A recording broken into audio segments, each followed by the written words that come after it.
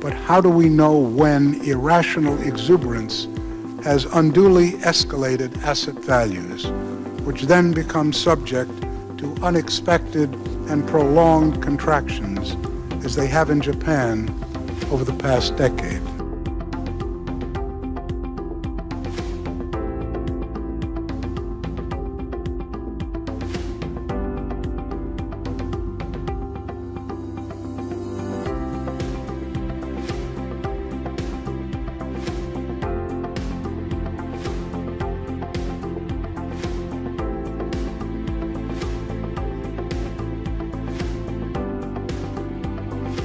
Robert James Shiller, seorang ekonomis, profesor dari Yale University Amerika Serikat, mengamati dan meneliti fenomena-fenomena terkait market boom dan menuangkan dalam sebuah buku berjudul Irrational Exuberance. Bersama dengan Profesor Yuki Fama dan Profesor Lars Peter Hansen, Robert James Shiller mendapatkan hadiah Nobel tahun 2013 untuk penelitian empirical analisis mereka terhadap harga saham. Kita tentu berharap setelah krisis ekonomi yang terjadi, maka ekonomi akan pulih dan baik-baik saja untuk jangka panjang. Tetapi bukti menunjukkan bubble ekonomi berakselerasi demikian cepat setelah krisis. Valuasi terhadap nilai saham, obligasi, dan properti meningkat cukup cepat di berbagai belahan dunia dan mempengaruhi percepatan recovery. Bubble ekonomi terus berlangsung dengan fenomena-fenomena yang kurang besar. Melalui analisis yang mendalam, Robert James Shiller dapat memberikan warning pada publik tentang tanda-tanda terjadinya bubble ekonomi.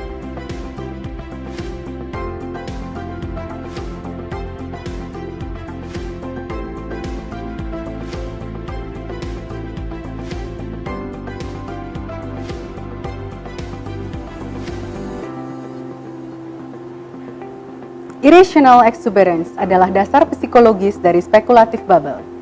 Robert James Shiller mendefinisikan spekulatif bubble sebagai situasi di mana berita kenaikan harga memacu antusiasme investor yang menyebar melalui penularan psikologis dari orang ke orang. Dan dalam prosesnya memperkuat cerita yang mungkin membenarkan kenaikan harga dan membawa kelas investor yang lebih besar dan lebih besar. Yang mungkin meskipun ragu tentang nilai real investasi, sebagian tertarik karena keberhasilan orang lain, dan sebagian melalui spekulasi. Ketika edisi pertama buku Irrational Exuberance terbit pada tahun 2000, Robert James Shiller bersusah payah untuk menegaskan potensi stock market bubble pada saat itu.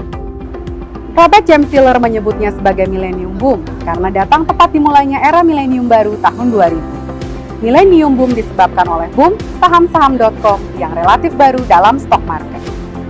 Pada edisi kedua 2005, Robert James Shiller membuat banyak fakta untuk Amerika Serikat secara keseluruhan. Lonjakan harga rumah secara nasional yang dimulai pada akhir 1990-an adalah yang terbesar, atau terbesar setidaknya sejak 1890 sebagai awal data yang digunakan. Robert James Shiller menyebutnya sebagai the ownership society boom, yang dikaitkan dengan slogan yang digunakan oleh George W. Bush dalam kampanye Presiden Amerika Serikat pada tahun 2004 untuk menggambarkan rencananya mempromosikan kepemilikan, luas rumah, saham, dan investasi lainnya. Tetapi sebenarnya tidak ada yang baru tentang bubble-bubble ini. Tidak ada fundamental yang baru. Mereka mengulangi fenomena yang kurang lebih sama. Cerita era baru berkembang dengan penularan dari mulut ke mulut dan rasa antusiasme publik yang berbeda untuk suatu jenis investasi.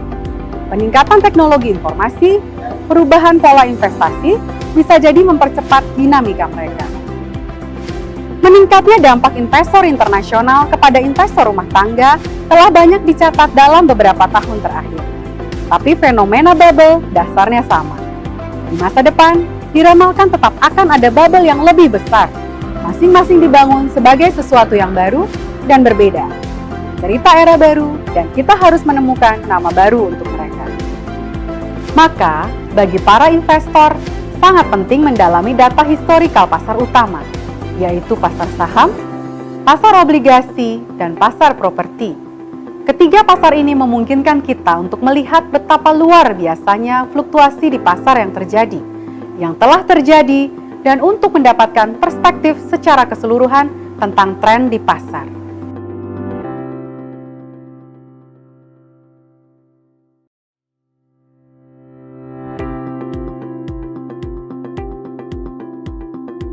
Apa yang menyebabkan nilai pasar saham meningkat secara dramatis di banyak negara, terutama dari tahun 1982 hingga mencapai puncaknya pada tahun 2000. Mengapa nilai pasar saham setelah mengalami dua koreksi besar kembali ke tingkat yang lebih tinggi lagi?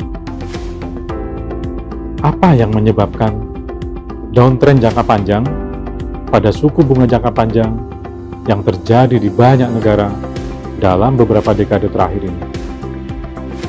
Apa yang akhirnya menyebabkan ledakan pasar real estate hampir di seluruh kota di penjuru dunia yang mengikuti ledakan pasar saham?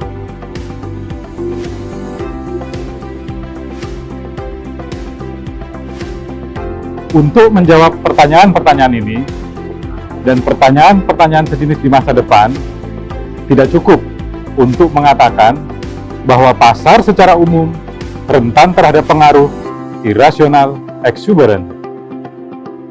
Kita harus menentukan faktor-faktor presipitasi dari faktor luar pasar itu sendiri yang menyebabkan pasar berperilaku demikian secara dramatis. Beberapa faktor ini ada yang langsung melatar belakangi pasar, antara lain kemajuan kapitalisme, peningkatan penekanan pada kesuksesan bisnis, revolusi dalam teknologi informasi, demografi baby boom, penurunan inflasi dan ekonomi, dan munculnya gambling dan kesenangan dalam pengambilan risiko secara umum.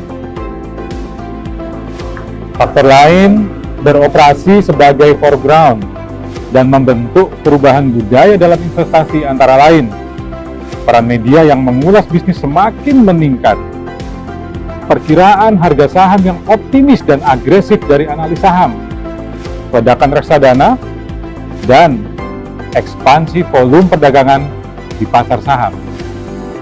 Profesor Robert James Shiller merangkum 12 faktor pemicu yang mendorong tahap akhir dari milenium boom tahun 1982 sampai tahun 2000, antara lain: 1. The arrival of the internet at the time of solid earning growth. 2. Triumphalism and the decline of foreign economic rival. Yang ketiga, cultural and political change favoring business success. Yang keempat, a Republican Congress and the capital gain tax club. Yang kelima, the baby boom and its perceived effect on the market. Yang keenam, an expansion in media reporting of business news.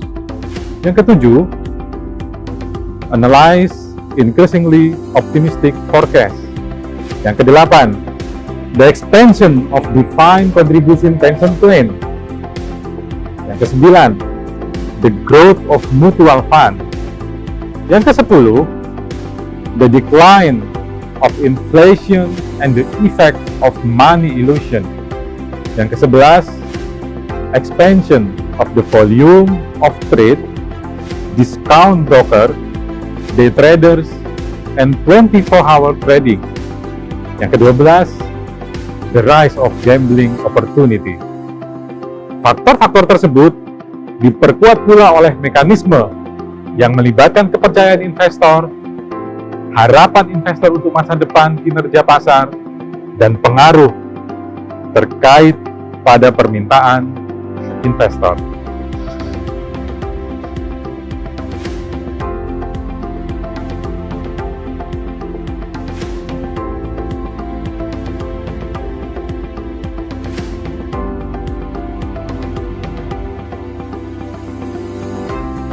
Pemahaman yang lebih mendalam akan bagaimana faktor percepatan memberi dampak dapat kita peroleh dengan mempelajari faktor budaya dan juga psikologi.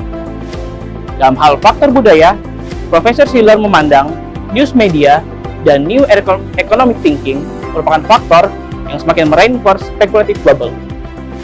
Dapat dikatakan, sejarah speculative bubble bermula setelah munculnya newspaper, surat kabar, televisi, radio, dan media internet bersaing untuk mendapatkan perhatian publik. Untuk menarik perhatian, seringkali mereka memperlihatkan perdebatan publik, mengkaitkan news stories dengan pergerakan pasar, sampai menjadikan market outlook. Profesor Shiller menemukan bahwa news media berfungsi sebagai setting the stage untuk pergerakan pasar, serta terkadang dapat mendorong feedback yang lebih kuat dari suatu perubahan harga, dan juga mendorong rangkaian peristiwa lain atau yang biasa disebut attention cascade. Meskipun demikian, bukan berarti news media serta-merta menaruh ide kepada audiens. Sebagai contoh, pada tanggal 13 Oktober 1989, jadi crash pasar saham turun 6,91%. Pada hari tersebut, kesepakatan pembelian UAL Corporation, perusahaan induk United Airlines, telah gagal. Crash terjadi hanya beberapa menit setelah pengumuman ini. Dan pada awalnya tampaknya sangat mungkin bahwa itu adalah penyebab crash. Meskipun demikian, setelah crash terjadi, Profesor Shiller melakukan survei telepon kepada satu orang market profesional dan menanyakan hal yang sama. Apakah Anda mendengar tentang berita UAL sebelum Anda mendengar tentang penurunan pasar pada hari Jumat sore? Atau apakah Anda mendengar tentang berita UAL nanti sebagai penjelasan untuk jatuh di pasar saham? Hasilnya, hanya 36% yang mengatakan mereka pernah mendengar tentang berita sebelum kecelakaan. 53% mengatakan mereka telah mendengarnya setelah itu sebagai penjelasan atas drop tersebut. Sisanya tidak yakin kapan mereka telah mendengar tentang hal tersebut. Jadi, tampaknya berita tersebut mengikuti setelah kecelakaan, tetapi tidak secara langsung menyebabkannya. Faktor budaya selanjutnya yang meningkatkan speculative market adalah new era economic thinking. New era merupakan suatu pandangan bahwa masa depan akan lebih cerah atau lebih tidak pasti dibandingkan masa lalu. Hal yang ditemukan Profesor Shiller dalam pemikiran New Era ini adalah publik umumnya bereaksi terhadap cerita New Era yang sedang populer, tetapi melupakan cerita sebelumnya yang serupa dan pernah terjadi beberapa kali di masa lalu. Sebagai contoh, kehadiran internet di tahun 1990 diinterpretasikan sebagai fundamental change yang akan memboost produktivitas ekonomi. Tetapi, seharusnya kita juga dapat membandingkan internet dengan sistem sebelumnya yang serupa, seperti layanan surat, kereta api, telegraf, telepon, otomobil, pesawat, radio, dan lain-lain. Semua ini memiliki dampak pada ekonomi di masanya. Dengan melihat keadaan di masa lalu, maka tidak semudah itu kita untuk mengatakan bahwa internet lebih penting dalam mendukung pertumbuhan ekonomi, sehingga tidak ada alasan untuk mengekspektasikan pertumbuhan yang terlalu cepat.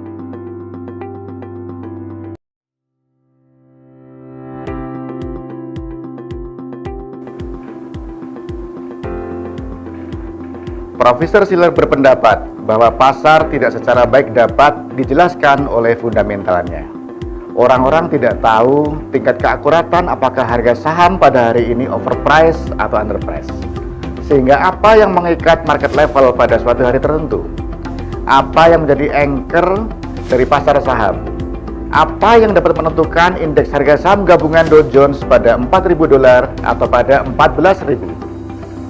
Kita telah mengetahui beberapa jawaban parsial untuk pertanyaan tersebut. Tapi untuk mengetahui anchor apa yang benar-benar bisa menjelaskan pertanyaan tersebut, Profesor Shiller berpendapat bahwa kita harus juga melihat dari aspek psikologi. Ada dua macam anchor psikologi yang berpengaruh, yaitu yang pertama, anchor kuantitatif, yang memberikan indikasi tingkat harga pasar yang pantas, yang digunakan sebagai indikasi apakah pasar overpriced atau underpriced, dan apakah saat tersebut saat yang tepat untuk membeli saham.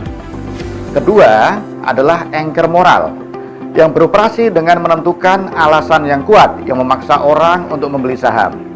Alasan yang mereka harus pertimbangkan untuk dibandingkan dengan penggunaan kekayaan mereka untuk diinvestasikan pada aset yang lain. Dalam penilaian anchor-anchor psikologi untuk pasar saham, penting untuk dicatat bahwa ada kecenderungan adanya overconfidence pada suatu keyakinan. orang-orang berpikir bahwa mereka lebih tahu daripada yang sebenarnya mereka tahu. Overconfidence pada suatu pendapat dapat mempengaruhi orang untuk meyakini bahwa mereka mengetahui kapan pasar akan bergerak. Bahkan bila mereka sudah percaya secara intelektual bahwa harga saham tidak bisa diramalkan. Menurut Profesor Shiller, overconfidence tersebut merupakan salah satu penilaian intuitif yang berperan secara fundamental untuk memahami spekulatif bubble. Selanjutnya, Profesor Shiller menjelaskan mengenai fenomena herd behavior dan model epidemik untuk mengukur transmisi suatu informasi. Penemuan yang mendasar mengenai teori sosial masyarakat adalah bahwa orang-orang secara reguler berkomunikasi dengan orang-orang lain yang punya pemikiran serupa. Sebagai manusia, kita jarang berpikir secara independen dan cenderung melakukan sesuatu karena orang lain juga melakukannya. Hal ini yang diketahui sebagai herd behavior. Bahkan orang-orang yang rasional dapat ikut serta dalam herd behavior ketika mereka mengambil pendapat orang lain. Bahkan bila mereka mengetahui bahwa orang lain juga berperilaku herding juga. Perilaku ini akhirnya membentuk suatu perilaku kelompok yang irasional. Herd behavior ini timbul karena adanya information cascade. Suatu information cascade terjadi karena bila mana seseorang mengambil keputusan berdasarkan keputusan-keputusan orang lain, mengabaikan pengetahuan yang telah dia miliki sendiri. Menurut Profesor Shiller, informasi secara face-to-face atau dari mulut ke mulut memiliki dampak yang lebih powerful pada perilaku kita. Salah satu teori matematis yang diaplikasikan untuk memprediksi suatu tingkat transmisi informasi dari mulut ke mulut adalah model epidemik yang digunakan epidemiologi untuk memprediksi penyebaran suatu virus. Berita-berita di surat kabar mengenai pasar saham atau pasar perumahan akan ditransmisikan melalui komunikasi informal yang pada akhirnya akan berkontribusi pada penyebaran dari suatu informasi. Menurut Shiller, informasi dari mulut ke mulut terkait suatu peristiwa harus dipertimbangkan dalam menilai suatu kecenderungan bahwa peristiwa tersebut bisa membawa ke spekulatif bubble.